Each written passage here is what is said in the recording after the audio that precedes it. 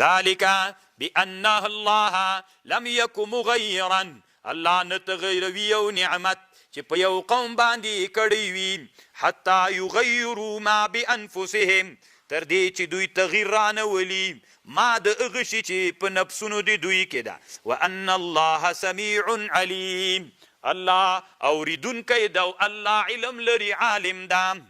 طالبانو ورونو دلته یوه خبر را سره واورئ.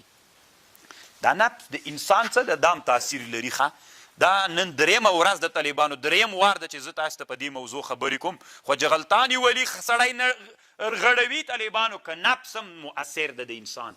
بیا طالبانو که بیا وخت پیدا سو څلورم بیا د ابن القیم له کتاب بیا درته بحث کوم په طیرې او بدپالي باندې. دا مخکې نه وي بدپالیانې به خلکو ډېرې کولې،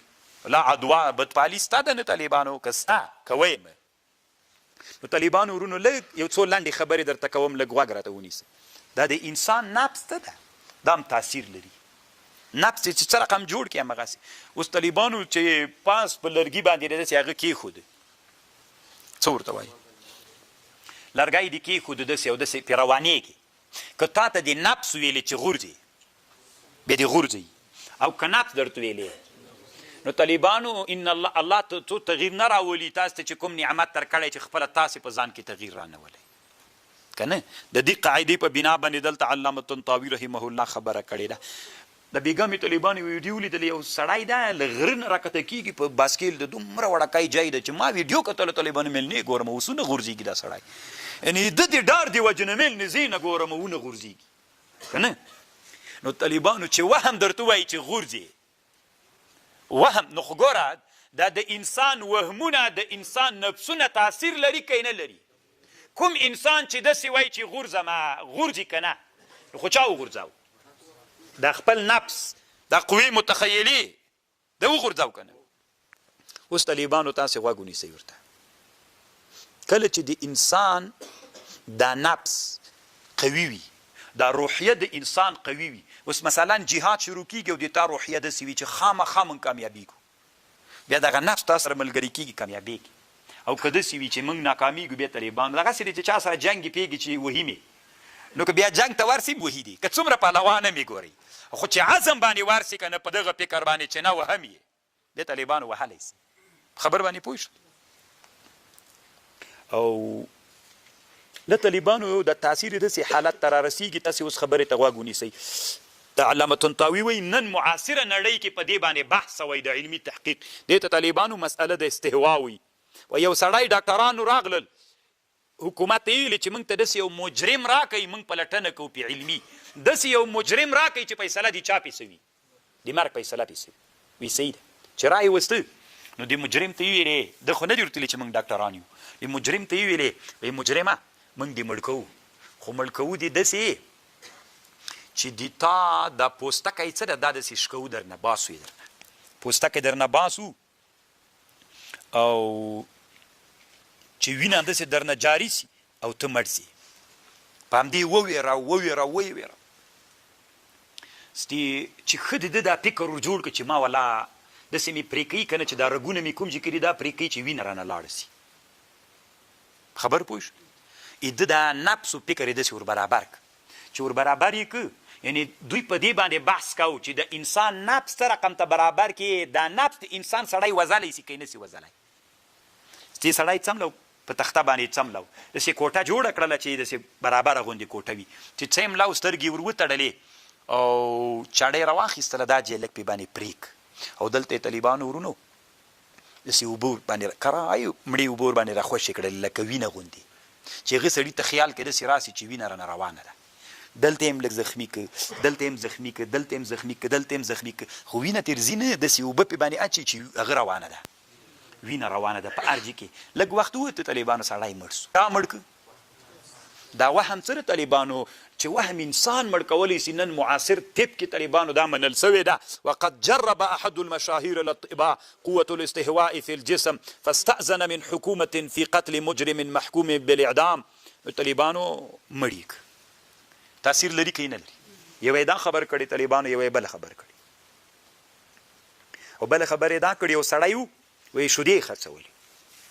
شودې دوکانو ته راوړلې خرڅولې چې سهار راغی نو دوکاندارانو خپل منځ کې ځان سره مشوره وکړه نو چې راغی شودې راوړ دا په برطانیا کې دا پیښه سوي سهار یې وایي چې وختي شودې راوړلې یوه دوکاندار ورته ویلې دا مخ دې ولې داسې تغییر ده څه در باندې سوي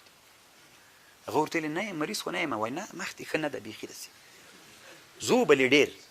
په خندا نه داسې په هغې ورته ویلې ډېر زوبلې چې څه چل ده ته یو څه شک ور واچو ده ته خو یې شودې چې ورکړلې یو قسم یې فکر بدل سو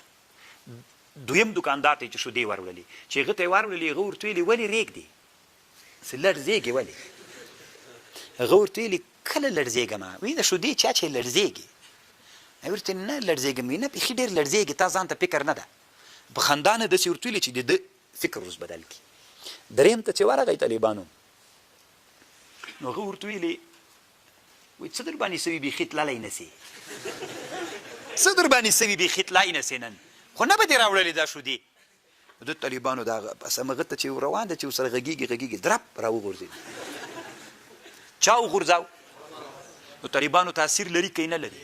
لري یې طالبان نو خواجه غلطان سړی نه رغړوي طالبانو دا وهمونه د انسانانو د فکرونه یې رغړوي ومو منله دا علمي مسئله اوس انشاء الله که بیا د الله خوا کوله په صورت یاسین کې انا تطیرنا بکم بیا طالبانو په دې باندې د ابن القیم رحمه الله بحث درته کوم چې خپل کتاب کې کړی ده خبر مې پوه شو دا یو ښه باب د طالبانو داسې نه چې تاسې د خیالاتو په مرض باندې مریضان سئ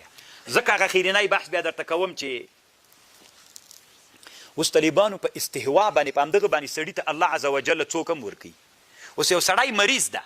د مریض ډېر قدر ته تداویم طالبانو په همدې باندې کېږي یو سړي ته دې ویلي وایي په دغه مریض باندې بله ورځ یې سړی مړ سو دا مړ که یې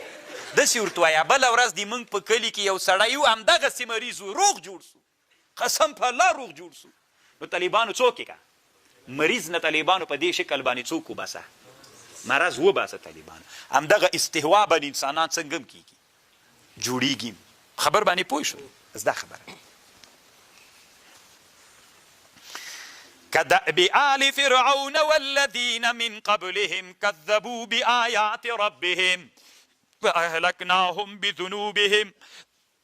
وأغرقنا آل فرعون وكل كانوا ظالمين إن شر الدواب عند الله الذين كفروا فهم لا يؤمنون الذين كسان عاهدت منهم چې تاسې عهد کړیو له دوی نه عهد سره کړیو ثم ينقضون عهدهم في كل مرة وهم لا يتقون فإما تثقفنهم في الحرب یا بت دوی مړه کوي فإما تثقفن کچیرته دی دوی ګیر کړل مړه ک په جنگ کې دسې مړه کا فشرد بهم من خلفهم چې په ویروي په دوی باندې ورستنی لعلهم يذكرون د دې لپاره چې دوی پن واخلي